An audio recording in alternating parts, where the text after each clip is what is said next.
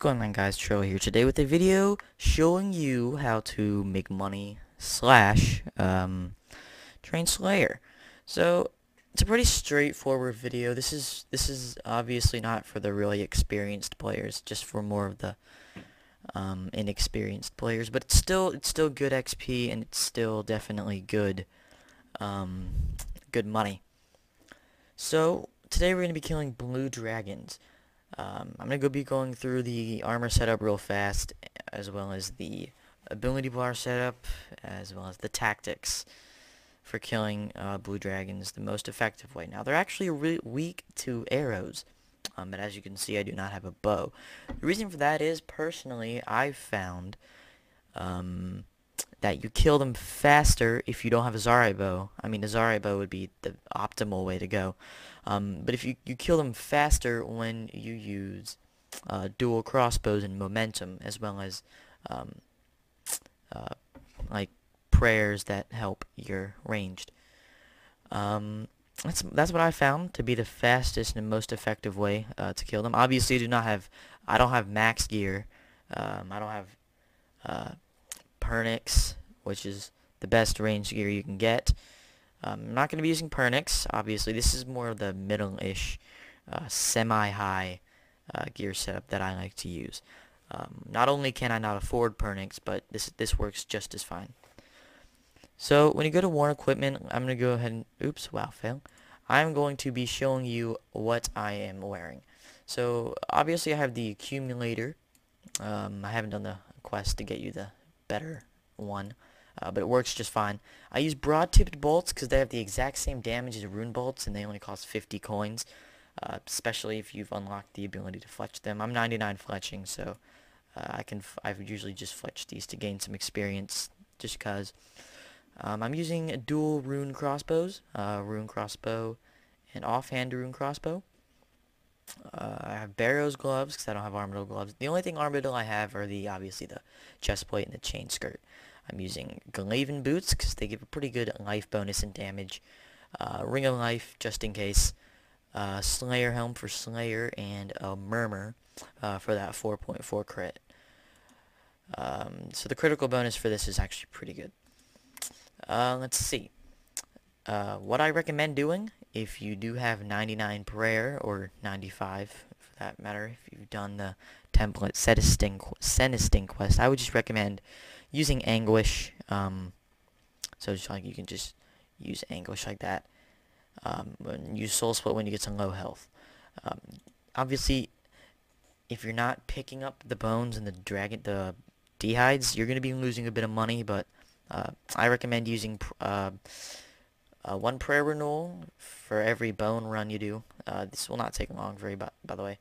Super defense and 2 prayer pots. I found I go through just about 2 prayer pots every single war tortoise full and every single inventory full of bones I get. So let's go ahead and go over some experience rates. So they give 401.5 XP per kill. That's mainly XP whether you're training defense or ranged. They gave 133 Constitution, which is actually pretty good. They're on combat level 106, so they're fairly low for a dragon. Let's see. Let's go over their max hit by chance. Max hit with Dragon Fire is 2.5k. It's not gonna drop you if you're wearing decent gear, but it definitely can add up. Melee it's 250, so they're really weak with melee. Also, I do recommend using ranged, even though your weakness is melee, they will not hit you very much at all. What I do recommend doing to get the most efficient out of this, I do recommend using Anguish and Soul Split for health. You don't really need to use just a few prayer pots. This is the equivalent of having about a full inventory of food. If you have Soul Split, if you don't, just take a few sharks. You can use a DFS if you'd like. I actually just use super anti-fires, or anti-fire regular, excuse me. Like I would take 1 dose with me. You use about 2 doses every run you do, so it's not that bad. To bank, use Varrock teleports if you've done the Varrock easy tasks, teleport right to Grand Exchange.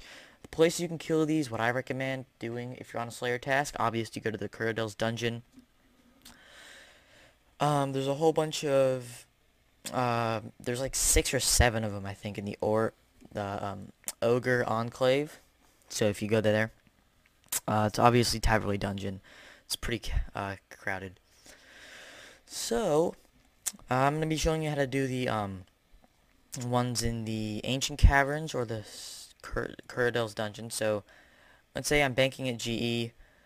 Just go ahead and go down through this tunnel over here. And down here, I have a Draman staff because I haven't done the quest, or I haven't done Fairy Tale 3 yet. Too lazy to, I guess. Go ahead and teleport here, and then you're gonna do the Ancient Caverns teleport. So BJQ is the fairy ring code. So go ahead and click that.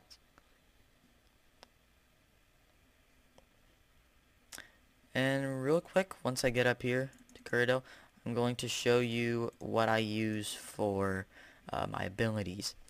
Now when I kill these, I use momentum like I do for everything on Slayer. I use just basic abilities right here. I'll put a picture of this on the screen if you can't read it. A few threshold abilities, 2 ultimates, just that one just because, and it's kind of generic, and the momentum obviously. So let's go ahead and I'm going to summon the War Tortoise. So first go ahead and go in here. Summon the War Tortoise just for extra bones in your inventory. Go ahead and recharge my summoning points.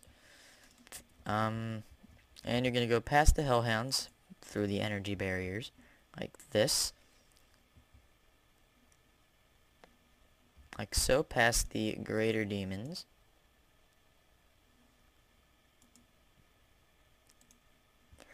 And go ahead and turn on Anguish. Drink your anti-fire, and then drink your prayer renewal, super defense. That's just for, obviously, just for a lower level setup. Just a tip. So let's go ahead and kill these. So I'm going to go ahead and get my ability threshold up. Obviously, you're going to want to get close to them because they hit, even though your weakness is melee, they hit you a lot less than they do usually. So go ahead and get your ability up. You can also use defense abilities like this. So get that up. One more. And then go ahead and cast momentum. Now you'll basically just be owning these things just like this. Constant hits. And keep killing them like this. So yeah, this is basically how I do. Let's see what happens if we try to stay afar. Works pretty good, like so. I'll go ahead and give you an example of what would happen if you're low on health. So go ahead and turn on Soul Split. As you can see, I just got hurt there. And if you watch my health, it'll go up significantly because I do kill these pretty fast. So as you can see, you're watching my health. Just go ahead and heal yourself to full, like this. See, I'm already at green. So Soul Split definitely is a to go.